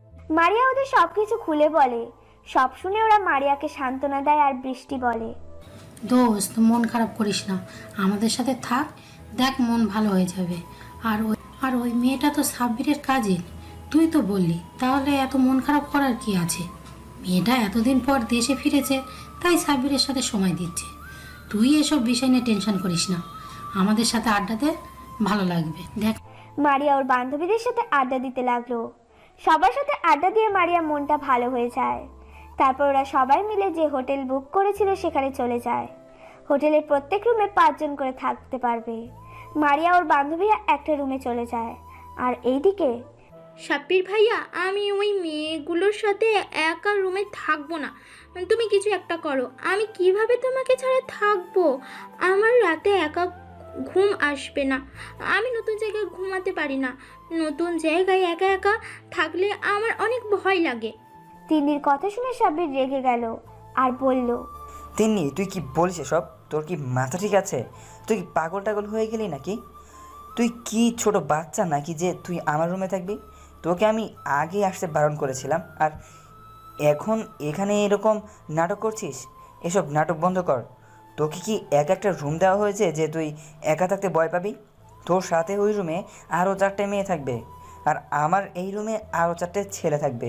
এখন ঢং না করে সোজা নিজের রুমে যা। অনেক রাত হয়ে গিয়েছে, রুমে গিয়ে ঘুমিয়ে পড়। কালকে সকালে আবার বেরোতে হবে, তারপর রাতে আবার এখান থেকে বাসায় ফিরতে হবে। সাব্বিরের এমন রাগী চেহারা দেখে তিন্নির বেশ খারাপ লাগে। নিমিষেই ওর চোখে পানি চলে আসে। ও কান্নামাখা কণ্ঠে সাব্বিরকে বলে, ভাইয়া তুমি আমাকে এমন করে বলতে পারলে? আমি ওদের সাথে থাকবো, ওরা কি আমার পরিচিত নাকি? সাব্বির তিন্নির চোখে স্পষ্ট পানি দেখতে পেল। তারপর রাগটা কন্ট্রোল করে নিয়ে তিন্নির গালে হাত দিয়ে শান্ত কণ্ঠে বলে, পিচ্চি পরি, এই পাগলি তুই কান্না করছিস কেন? দেখ আমি তো শুধু তোকে কথাগুলো বোঝানোর জন্যই এমন করে বললাম, না হলে তুই তো আমার কথায় বুঝতেই চাইছিলি না। এখন কান্না বন্ধ করে রুমে যা, ফ্রেশ হয়ে ঘুমিয়ে পড়। সাব্বিরের এমন আদুরে কণ্ঠ শুনে তিনি কান্না বন্ধ করে দেয়। তারপর খুশি হয়ে লাফাতে লাফাতে ওকে জড়িয়ে ধরে বলে, আচ্ছা ঠিক আছে, যাচ্ছি। কালকে কিন্তু তুমি আমার সাথে ঘুরবে, আর কারোর সাথে না। কথা দাও, তবেই আমি যাব। আচ্ছা ঠিক আছে। সত্যি? থ্যাংকু ভাইয়া, আই লাভ ইউ। তিনি রুম থেকে চলে যায়। পরের দিন সকালবেলায় রেহবাই রেডি হয়ে নাস্তা করে হোটেলের বাইরে অপেক্ষা করছে সবার জন্য। সবাই নিচে আসলে প্রিন্সিপাল স্যার মানে মারিয়ার আব্বু বলে, সবাইকে উদ্দেশ্য করে বলছি, একা কোথাও যাবে না, সবাই সবার সাথে সাথে থাকবে। প্রিন্সিপালের কথাতে সবাই সম্মতি জানায়। তারপর সবাই ঘুরতে বেরিয়ে পড়ে। অন্যদিকে মারিয়া শুধু দূর থেকে সাব্বিরকে আর তিন্নিকে ফলো করছে। সাব্বিরের পাশে তিন্নিকে মারিয়া কিছুতেই মেনে নিতে পারছে না। মারিয়ার ভেতরটা কষ্টে ফেটে যাচ্ছে, কিন্তু কারোর সামনে প্রকাশ করছে না। মারিয়া অন্যমনস্ক হয়ে বান্ধবীদের সাথে ঘুরছে আর সাব্বিরকে ফলো করছে। সাব্বির যখনই মারিয়ার দিকে তাকাচ্ছে তখনই মারিয়া জোর করে একটা হাসার চেষ্টা করছে। একটা সময় ওরা সবাই মিলে একটা লেকের পাড়ে আসে। লেকের পাড়ে আসতেই মারিয়া বান্ধবীগুলো ওকে বলে, দেখ মারিয়া, তুই কিন্তু একদম লেকের ধারে যাবি না। তুই যে সাঁতার জানিস না সেটা কি তোর মনে আছে? একবার যদি পা পিছলে পড়ে যাস তাহলে এখান থেকে আর বেঁচে ফিরতে পারবি না। মনে আছে রে দোস্ত, সবই মনে আছে, আমি কিছুই ভুলিনি। মারিয়াদের এই সমস্ত কথা তিনি আড়াল থেকে শুনে নেয় আর একটা ডেভিল হাসি দেয়। সাবির ফোন দিয়ে সুন্দর কিছু মুহূর্ত ক্যামেরা বন্দি করছিল। ও খেয়ালই করেনি মারিয়া কোথায় আছে। একটা সময় ওর বান্ধবীরা সবাই প্রকৃতির অপরূপ সৌন্দর্য দেখছে আর মারিয়া একা হয়ে পড়ে। আর এই সুযোগ পেছন থেকে তিন্নি গিয়ে ওকে ধাক্কা দিয়ে লেকের পানিতে ফেলে দেয়। মারিয়া লেকের পানিতে পড়ে সাথে সাথে চিৎকার করে ওঠে আর বারবার সবাইকে ডাকতে থাকে। তারপর বেশ কিছুক্ষণ মারিয়া চিৎকার করতে সবাই ছুটে লেকের কাছে এসে দেখে মারিয়া পানিতে হাবুডুবু খাচ্ছে। প্রিন্সিপাল স্যার মারিয়া বলে চিৎকার দেয়। তারপর পানিতে নামতে লাগলে সাব্বির এসে আটকে দেয়। তারপর নিজেই লেকের পানিতে ঝাঁপ দেয়। সাব্বির সাঁতরে মারিয়ার কাছে চলে যায়। তারপর নিজের সাথে জড়িয়ে নিয়ে মারিয়াকে পানি থেকে তুলে আনে। মারিয়া অনেক পানি খেয়ে ফেলেছে, যার দরুন জ্ঞান হারিয়ে ফেলেছে। সাব্বির মারিয়াকে পরে শুইয়ে দেয়। তারপর সাব্বির দু হাত দিয়ে মারিয়ার পেটে চাপ দিয়ে পানি বের করতে থাকে। মারিয়া পেট থেকে পানি বের হওয়ার পরেও তখন ওর জ্ঞান ফিরছিল না। তখন সাব্বির ওর হাত ধরে ডাকতে থাকে, মারিয়া পাখি, এই মারিয়া পাখি প্লিজ চোখ খুলো, একটু কথা বলো পাখি আমার সাথে। আবেগের বশে সাব্বির কি বলছে নিজেও জানে না। সাব্বিরের এই সমস্ত ডাক শুনে সবাই ওর দিকে তাকিয়ে আছে। এদিকে তিন্নি তো রেগে আগুন হয়ে যাচ্ছে। তিনি কল্পনাও করতে পারছে না ওর সাজানো প্ল্যানটা নষ্ট হয়ে গেল। একটা সময় যখন মারিয়া চোখ খুলছিল না তখন সাব্বির আর উপায় না পেয়ে মারিয়ার ঠোঁটে ঠোঁট ডুবিয়ে দিয়ে ওকে শ্বাস নিতে সাহায্য করতে থাকে। বেশ কয়েকবার চেষ্টা করতেই মারিয়ার জ্ঞান ফেরে। মারিয়া চোখ খুলতে দেখে সবাই ওর দিকে তাকিয়ে আছে আর সাব্বির ভেজা অবস্থায় সামনে বসে আছে। ও নিজেও ভিজে আছে। কেউ মারিয়াকে ধাক্কা দিয়ে ফেলে দিয়েছিল সেটাও কাউকে বলল না। সেই দিন রাতে বাসায় ফেরার পর তিনি ভাবতে থাকে, না না, এ কিছুতেই হতে পারে না। আমার এত সাজানো প্ল্যানটা কিভাবে নষ্ট হলো? এভাবে চললে হবে না, তাহলে সাব্বির আমার হাতছাড়া হয়ে যাবে। আর ওকে আমি কিছুতে অন্য কারো হতে দিব না। সাব্বির শুধু আমার। সাব্বিরকে আমি ছাড়া আর কেউ পাবে না। সাব্বিরের দিকে যদি অন্য কেউ তাকায় তার চোখ আমি তুলে নিব। মারিয়া, তোর এত বড় সাহস! তুই আমার সাব্বিরকে নিজের করে পেতে চাইছিস। তোর বোনের মৃত্যুটা আমার হাতে হতো, কিন্তু ভাগ্যের খেলা, সে নিজের মৃত্যু নিজেই লিখে নিয়েছে। এখন তোর পালা। তিন্নি, তুই ভাব, তোকে বড় কিছু করতে হবে। তিনি কিছু একটা ভেবে তারপর পাগলের মতো হাসতে শুরু করে। মারিয়া, তুমি রেডি থাকো। এবার তোর সাথে যেটা হতে চলেছে সেটা তুই কল্পনাও করতে পারবি না। তিন্নিমা আমার, কি হয়েছে? এভাবে কান্না করছিস কেন? দরজাটা খোল। কি হয়েছে সেটা না বললে কিভাবে হবে? এভাবে খাওয়া দাওয়া বন্ধ করে রুমের দরজা লক করে কান্না করলে হবে? একটু দরজা খোল, বল মা কি হয়েছে? সাব্বিরের আম্মুর কথা শুনে তিন্নি রুমের ভেতর থেকে জোরে চিৎকার দিয়ে বলে, আন্টি তুমি এখান থেকে চলে যাও, আমি কিছু খাবো না আর রুমের দরজাও খুলবো না। এরকম করলে কেমন করে হবে? এমন জেদ ধরে থাকলে হবে? বল মা, দরজাটা একটু খোল, কি চাই বল। দরজা চাই আমি তোকে দিব, শুধু একটা বার বল তোর কি চাই, দেখ আমি তোকে সেটাই দিব। আর দরজা খোল মা, তুই সারাদিন কিচ্ছু খাসনি, এভাবে না খেয়ে কান্নাকাটি করলে তো অসুস্থ হয়ে পড়বি। আন্টি আমি যা বলবো তাই শুনবে তুমি? আমি যা চাইবো সেটাই দিবে বলো। বললাম তো দিব, তুই একবার দরজাটা খোল মা, তুই যা বলবি সেটাই হবে। এভাবে বললে হবে না, তুমি কথা দাও আমি যা চাইবো তাই দিবে, তাহলেই আমি দরজা খুলবো, না হলে আমি দরজা খুলবো না। আচ্ছা ঠিক আছে, আমি কথা দিলাম তুই যা বলবি সেটাই হবে, এখন দরজাটা খোল মা। সাব্বিরের আম্মুর কথাতে তিন্নি ছুটে এসে দরজা খুলে দেয়। তারপর সাব্বিরের আম্মুর হাতটা ধরে এনে বেডে বসিয়ে দিয়ে তিন্নি সাব্বিরের আম্মুর পায়ের কাছে বসে পড়ে।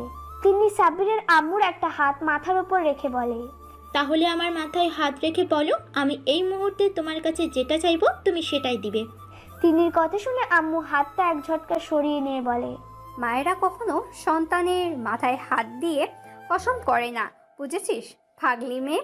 আমি একবার বলেছি তুই যেটা বলবি সেটা চাইবি, আমি সেটাই তোকে দিব। সত্যি তো?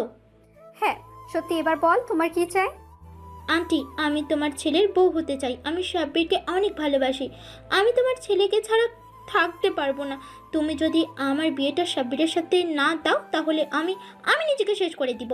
আমি তোমার ছেলেকে নিজের থেকেও বেশি ভালোবাসি, ওকে ছাড়া থাকার কথা কল্পনাও করতে পারি না। সাব্বির আমার জান প্রাণ কলিজা, আমার পুরো মন মস্তিষ্কে বসবাস করা পুরুষটা সাব্বির।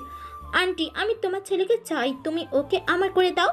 সাব্বিরের আম্মু তিন্নির কথা শুনে চিন্তায় পড়ে গেল। উনি কি করবে সেটা ভেবে উঠতে পারছে না।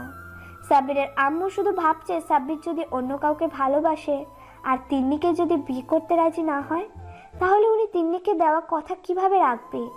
আর মেয়েটা যেভাবে পাগলামি শুরু করে দিয়েছে, এখন যদি ওকে অন্য কিছু বলা হয়নি, নিশ্চয় উল্টো পাল্টা কিছু করে ফেলবে। আর সাব্বিরের আম্মু ওকে কথা দিয়ে ফেলেছে, উনি এখন কথা কিভাবে ফিরিয়ে নেবে। অনেক ভাবনা চিন্তা করার পর সাব্বিরের আম্মু বলে, দেখো মা, তোমার পরিস্থিতি আমি বুঝতে পেরেছি, কিন্তু এটা সাব্বিরের লাইফের ব্যাপার, ওর লাইফের সিদ্ধান্ত আমি কিভাবে নিব। ও যদি অন্য কাউকে ভালোবাসে থাকে তখন কি হবে? তাছাড়া সাব্বিরকে না জিজ্ঞাসা করে আমি কিভাবে এত বড় একটা সিদ্ধান্ত নিই বলো? না না, আমি কিছু জানি না, তুমি আমাকে কথা দিয়েছো, আমি যা চাইবো তুমি তাই দেবে। আমার এখন তোমার ছেলেকে চাই মানে চাই, আর বিয়েটা আমি কালকে করতে চাই, আর যদি না হয় আমি নিজেকে শেষ করে দিব। তিন্নির এরম কথা শুনে সাব্বিরের আম্মু নিজের মন মস্তিষ্কের সাথে লড়াই করতে না পেরে তিন্নিকে কথা দিয়ে দেয় সাব্বিরের সাথে ওর বিয়েটা দিবে, আর সেটা কালকেই। তিনি প্রচণ্ড পরিমাণে খুশি হয়, কারণ সবটা তার প্ল্যান অনুযায়ী হয়েছে। তারপর সন্ধ্যাবেলায় যখন সাব্বির বাসায় ফেরে তখন তার আম্মু ড্রয়িং রুমে বসেছিল। সাব্বির রুমে যেতে গেলে সাব্বিরের আম্মু ওকে ডাকে, সাব্বির শোন, তোর সাথে কথা আছে। সাব্বির তার আম্মুর কথাতে ওনার সামনে আসে। জি আম্মু বলো, কি বলবে? আব্বু তুই আমার পাশে বস। সাব্বির বেশ বুঝতে পারে ব্যাপারটা খুব সিরিয়াস, তাই কোনো প্রশ্ন না করে আম্মুর পাশে বসে আর বলে, বলো কি বলবে।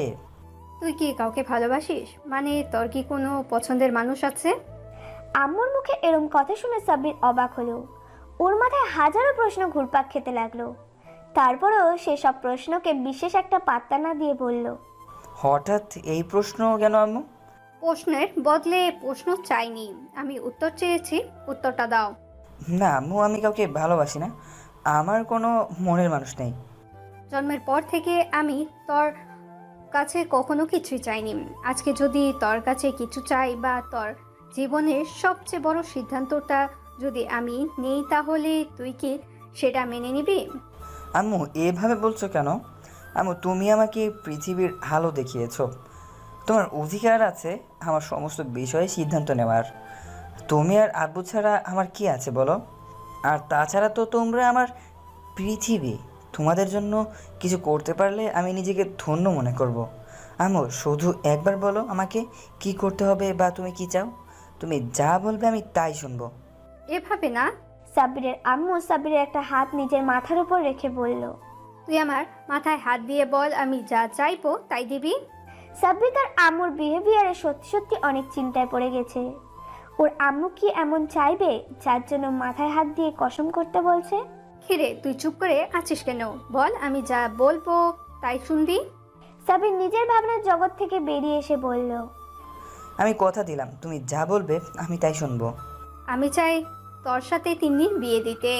আমি আগামীকালকেই তোদের বিয়ের ব্যবস্থা করেছি।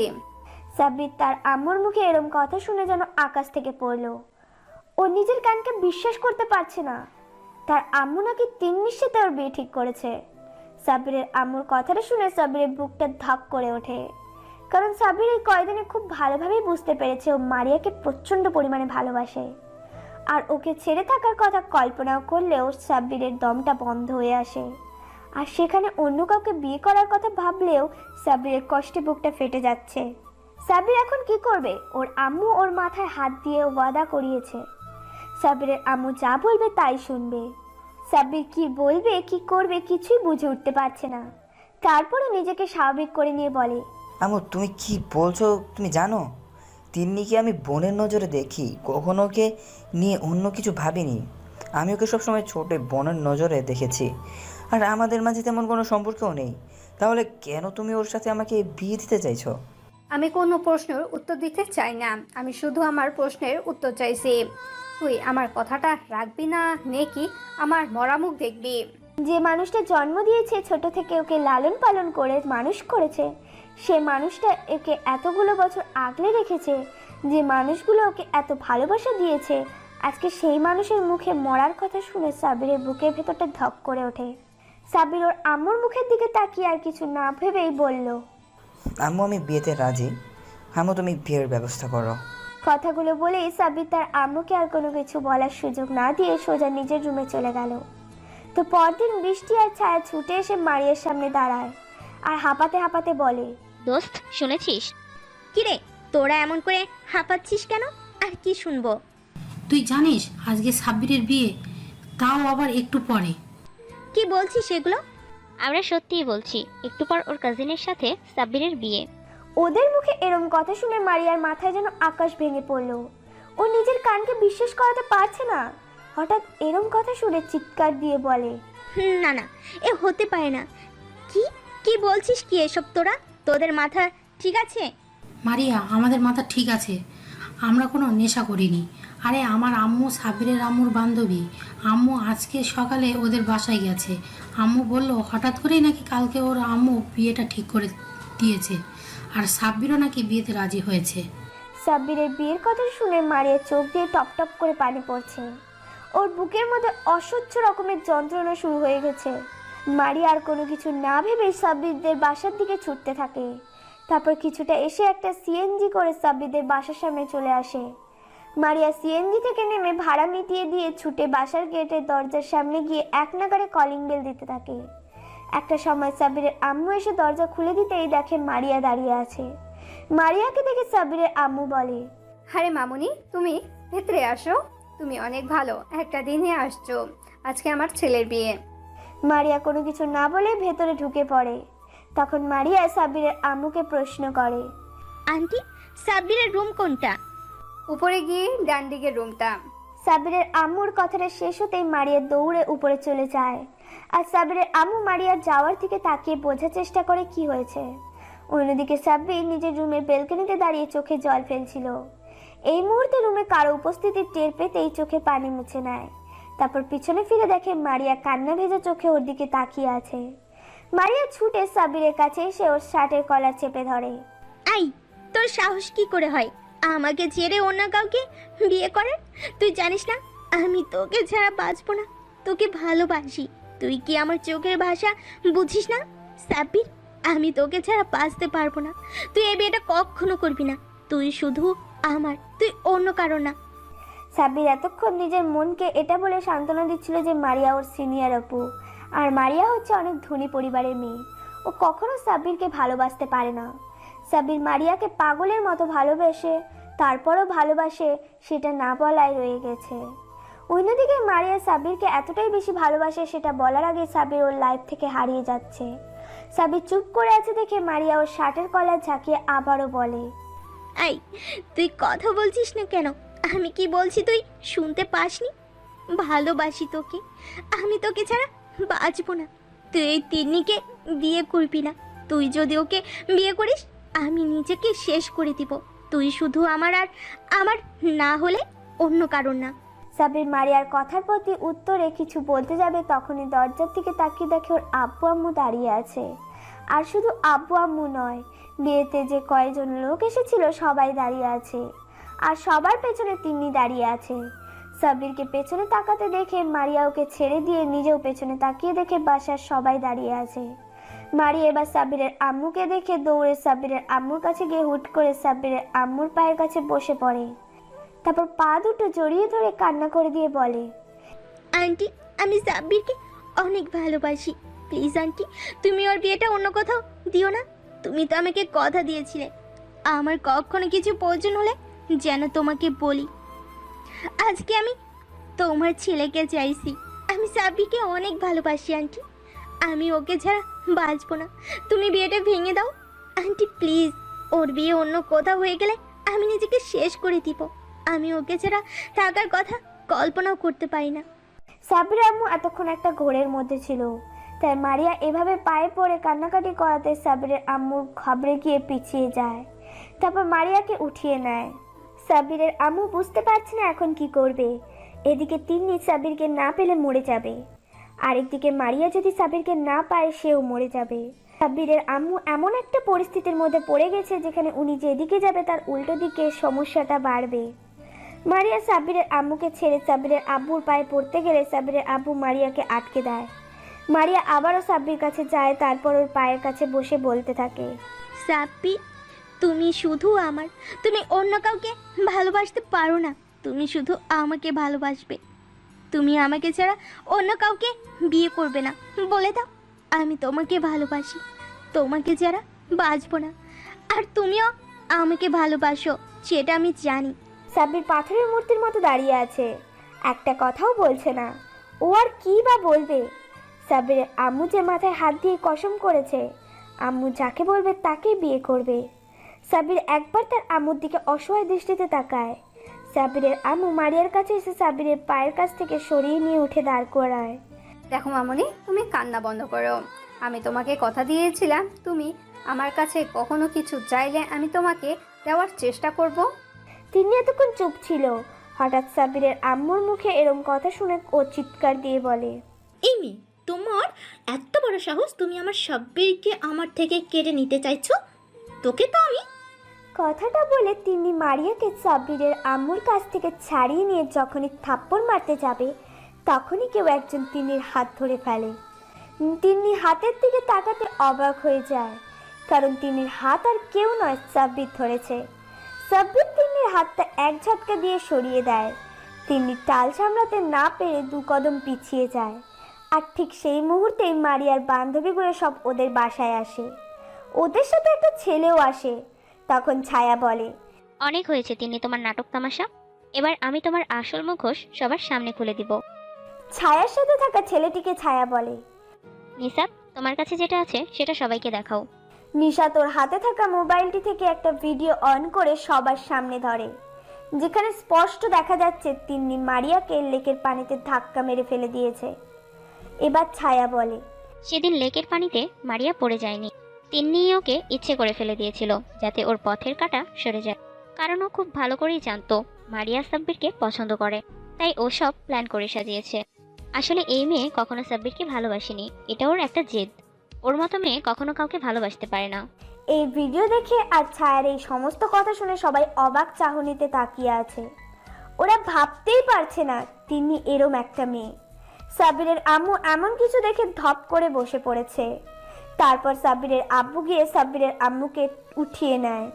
তখন সাব্বিরের আম্মু উঠে এসে তিন্নির সামনে দাঁড়িয়ে তিন্নির গালে ঠাস ঠাস করে 2টো থাপ্পড় মেরে দেয় আর বলে, আমার প্রথম থেকে তোকে খুব সন্দেহ লাগতো, তাই তো আমি তোর সাথে বিয়ে দিতে চাইনি আমার ছেলের। কিন্তু তুই যে এত বাজে একটা মেয়ে সেটা জানতাম না। এবার সাব্বিরের আম্মু সাব্বিরের সামনে যায়, তারপর সাব্বিরের গালে ঠাস করে দুটো থাপ্পড় মেরে দেয় আর বলে, এই তুই এখনো ওই পাথরের মূর্তির মতন দাঁড়িয়ে আছিস? তুই জানিস না তোকে এখন কি করতে হবে? সাব্বির গালে হাত দিয়ে দাঁড়িয়ে আছে। ঠিক সেই মুহূর্তে আবারও বাসার সামনে পুলিশের গাড়ি এসে থামে। তারপর কতগুলো পুলিশ বাসার ভেতরে ঢুকে তিন্নিকে অ্যারেস্ট করে নেয়। তিন্নি মারিয়াকে নয়, ওর বোন নীলাকে ধর্ষণের পেছনে দায়ী, আর সেটা সবাই পুলিশের থেকে জানতে পারল। এবার সাব্বিরের আম্মু অবাক হয়ে বলে, তুই কখন পুলিশকে ফোন করলি? সাইড থেকে সাব্বিরের আব্বু বলে, এতক্ষণ তো তোমাদের নাটক তামাশা দেখছিলাম, আমি কিছুই বলিনি। তুমি আমার ছেলেকে তোমার মাথায় হাত দিয়ে কসম করালে, তাও আমি কিছু বলিনি। কিন্তু এখন তুমি আমার ছেলেকে মারলে কেন? পুলিশকে আমি ইনফর্ম করেছি আরও 1 ঘন্টা আগে, কারণ আমি আগে থেকে এই মেয়ে চরিত্র সম্পর্কে জানতাম, শুধু সম্পর্কের হাতে কিছুই বলতাম না। কিন্তু যখন দেখলাম তুমি এই মেয়ের সাথে আমার ছেলের বিয়ে ঠিক করেছো, তখন আমি বিশ্বাস করতে পারছিলাম না। আমি বারবার ভাবছিলাম তুমি কীভাবে আমার ছেলের জীবনটা নষ্ট করে দিচ্ছ। তুমি একবারও আমাকে জানানোর প্রয়োজন মনে করোনি। তুমি এত সব সিদ্ধান্ত একাই নিয়েছো, তাও আমি কিছু বলিনি। কিন্তু এখন তুমি আমার ছেলেকে গায়ে হাত তুলে কেন?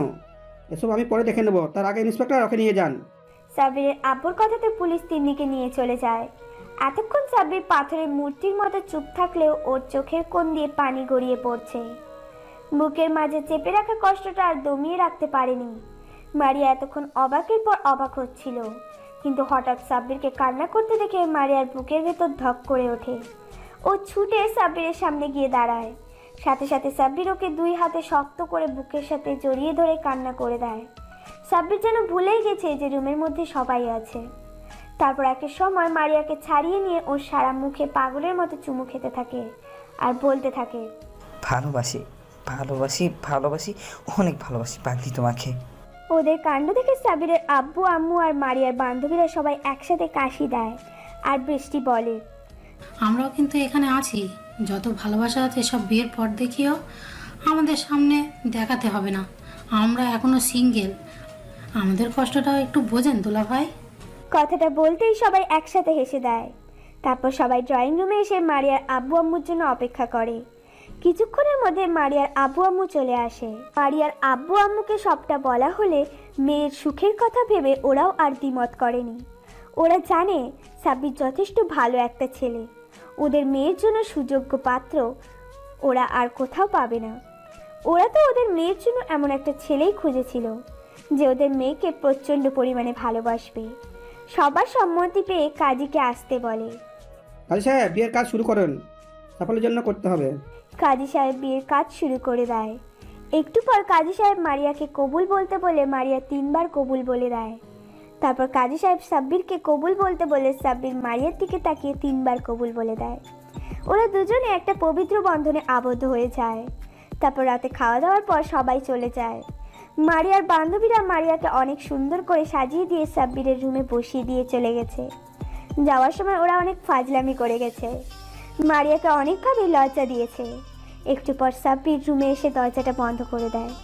দরজা বন্ধ করার আওয়াজে মারিয়ার বুকের ভিতর ধক করে ওঠে। ও 2 হাতে শাড়িটা খামচে ধরে। সাব্বির বিছানার কাছে এসে দাঁড়াতেই মারিয়া বেড থেকে নেমে সাব্বিরের পায়ে হাত দিয়ে সালাম করে। সাব্বির মারিয়াকে ওঠাচ্ছে না, তাই মারিয়া সাব্বিরের পায়ে হাত দিয়েই বসে আছে। এভাবে বেশ কিছুক্ষণ কেটে যায়। মারিয়া এবার বিরক্ত হয়ে মাথা উঠিয়ে বলে, কি হলো, আমাকে ওঠাচ্ছ না কেন? মারিয়ার কথা শুনে সাব্বির আলসেমি একটা ভাব নিয়ে বলে, আরে আমি তো তোমাকে উঠাবো না, তুমি সালাম করতে থাকো। সাব্বিরের কথা শুনে মারিয়া ভ্রু কুঁচকে তাকিয়ে বলে, ওঠাবে না মানে? ভার্সিটির গুন্ডি সিনিয়র আপু ভার্সিটির প্রতিটা ছেলের ক্রাশ, প্রতিটা ছেলেকে র্যাগিং দিয়ে ভয় দেখানো মেয়েটা আজকে আমার পায়ে সালাম করছে। আমার তো ভালোই লাগছে, তুমি যত ইচ্ছে সালাম করো, আমি আর কিচ্ছু বলবো না। আমি দাঁড়িয়ে আছি, তুমি চিন্তা করো না, আমি তোমাকে আটকাবো না, তুমি সালাম করতে থাকো। সাব্বিরের কথা শুনে মারিয়া বেশ রেগে যায়। তারপর দাঁড়িয়ে এক ঝটকায় মাথা থেকে ঘোমটাটা ফেলে দেয়। তারপর রাগী চোখে সাব্বিরের দিকে ফিরে এসে আঙুল উঠিয়ে বলে, এই তুই কি বলি আমাকে? তোর সাহস তো কম নাই, দাঁড়া তোকে দেখাচ্ছি মজা। এমা, আমি কেমন মেয়ে বিয়ে করলাম যে কিনা নিজের স্বামীকে তুই তোকারি করে বলে, নিজের স্বামীকে একটু সম্মান করে না। সাব্বিরের কথা শুনে মারিয়া আরও রেগে যায়। মারিয়া কিছু বলে ওঠার আগে সাব্বির হাই তুলে বলে, আচ্ছা ঠিক আছে, কিছু তো করার নেই, সবই আমার কপাল। এই বেয়াদব বউটাকে আমার এখন চালিয়ে নিতে হবে। বাংলাদেশ সরকার এক্সচেঞ্জ করার অফার চালু করেনি, না হলে আমি বউ এক্সচেঞ্জ করতাম। কিছু করার নেই সাব্বির, সবই তোরই কপাল রে। আচ্ছা বউ, তুমি ঘুমিয়ে পড়ো, আমার ঘুম আসছে, আমি ঘুমিয়ে পড়লাম। সাব্বিরের কথা শুনে মারিয়া রেগে আগুন হয়ে গেল। ঘুমিয়ে পড়ার কথাটা শুনে চোখ ছোট ছোট করে তাকিয়ে বলে, ঘুমিয়ে পড়বো মানে? আজকে না আমাদের বাসর রাতে কি কেউ ঘুমায়? মারিয়ার কথা শুনে সাব্বির দুষ্টুমি করে মারিয়াকে বলে, কেন কেন বাসরাতে মানুষ ঘুমায় না কেন? বাসরাতে কি এমন করে মানুষ যে ঘুমানো নিষেধ? সাব্বিরের কথায় মারিয়া বেশ লজ্জা পেয়ে যায়। তারপর মাথা নিচু করে বলে, কেন? বাসর রাতে কি করে তুমি জানো না বুঝি? বাসরাতে কি করে আমি জানলে কি আর জিজ্ঞাসা করতাম নাকি? দেখো, তুমি যেহেতু আমার সিনিয়র, তুমি আমার থেকে ভালোই জানবে, তাই তুমি বলো বাসরাতে মানুষ কি করে যে ঘুমানো যাবে না?